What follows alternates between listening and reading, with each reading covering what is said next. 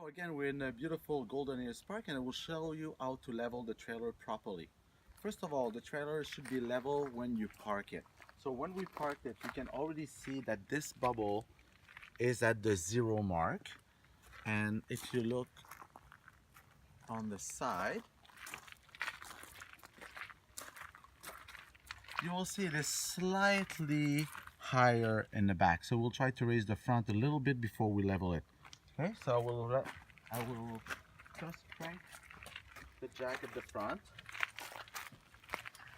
2 turns, that should be enough to bring it to the level.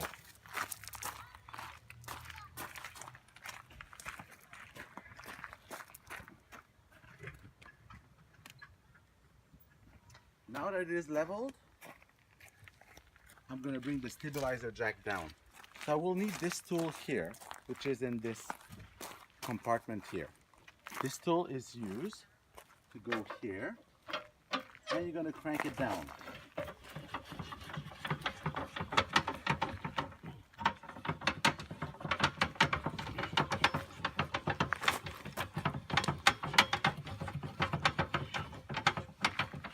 I want to remind you, this is not a jack, this is a stabilizer, so you cannot lift the trailer with those.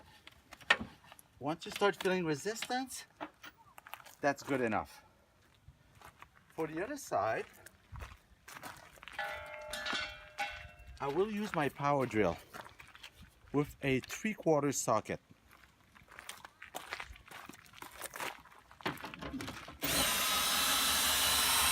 This saves a lot of time.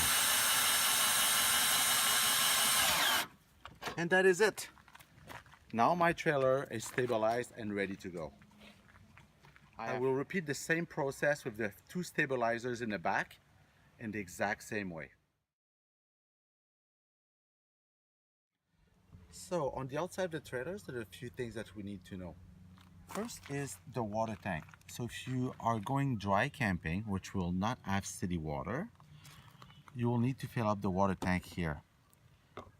This tank holds just about 100 liters of water. So there's a lot of water that can go in there.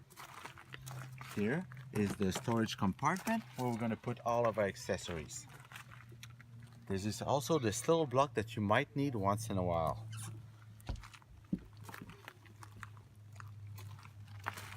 This block might be used when you use electricity. You would be able to plug it here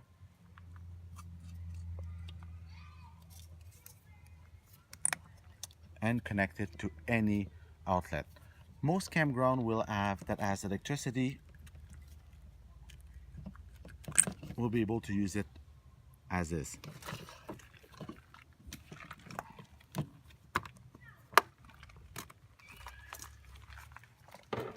Next, if you're lucky enough to have water from the campground or city water, you can use the hose we have inside our compartment and connect it here.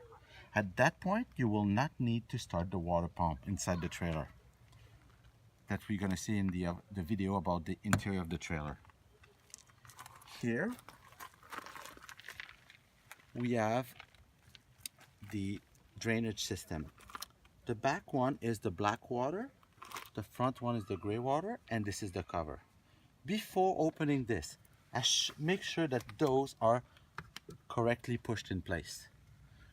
We will have a video specifically on how to drain these, okay? But for now, make sure that if you ever open this, that those are shut. Very important. Finally, we will address the water heater.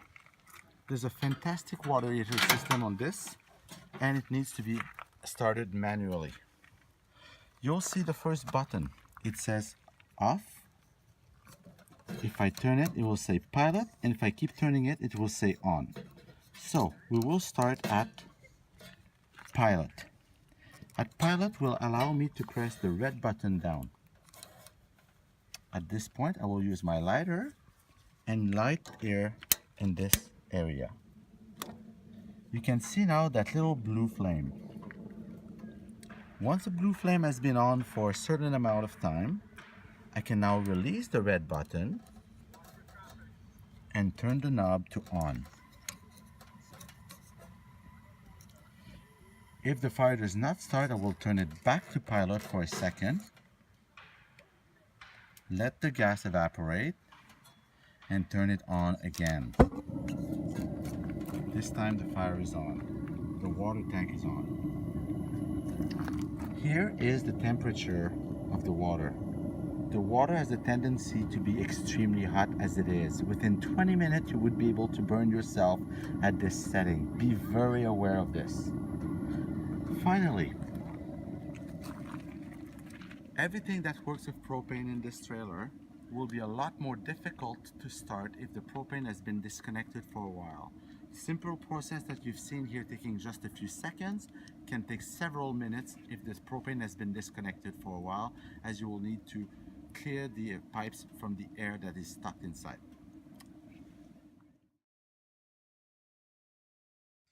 Welcome to beautiful Golden Ears Park, where I will show you how to open the awning on the Jayco trailer.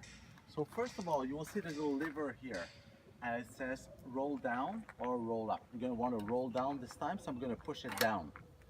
With the same tool, just before, I will unlock it from the back. There's two little black knobs in the back, and I will unlock them. Take the Velcro strap out, and there's some, the rafter arm at that point will still be locked. I will loosen the knobs in the back. Once this is done, I will grab the strap here with my tool and it will start pulling out. You'll notice that sometimes the left arm does not come out, which is normal. I will just gently pull it out and it will come out on its own after that. I will grab the tool and put it all the way out.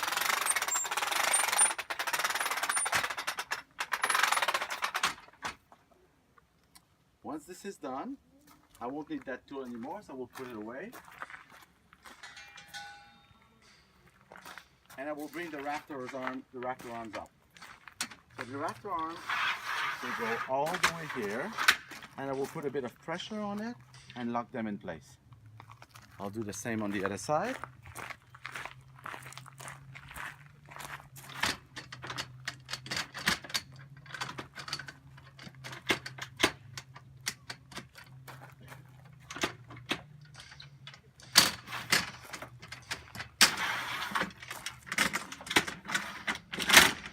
Sometimes they're a bit sticky. Push it down, lock it in place. Once this is done, the awning is almost ready to go. So I will raise one side, I push this lever up and push up. I'll do a little bit at a time. I'll do this side.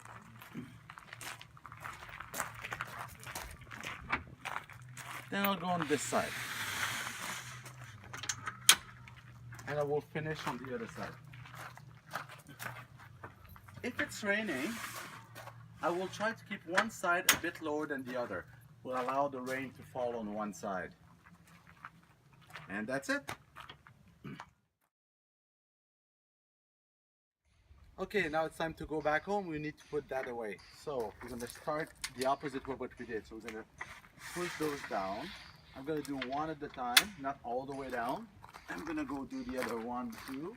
Remember, pull that little lever and then bring it down slowly.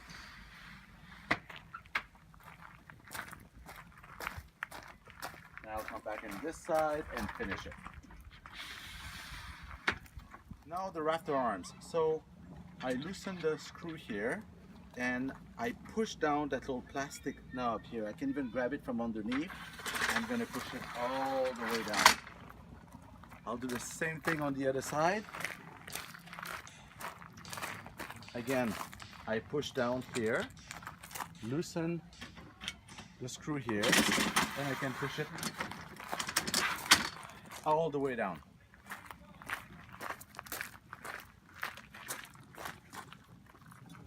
I will grab this bar that we had at the beginning. I'm going to push the lever back and start rolling down the awning. I will try to roll it sideways so it allows it to roll all across. Once this is done, I will need to lock it in place. You will hear the clicking noise showing that it's locked in place. I'll do the same on this side. I will put the Velcro strap around it. And I will lock the knob in the back on both sides.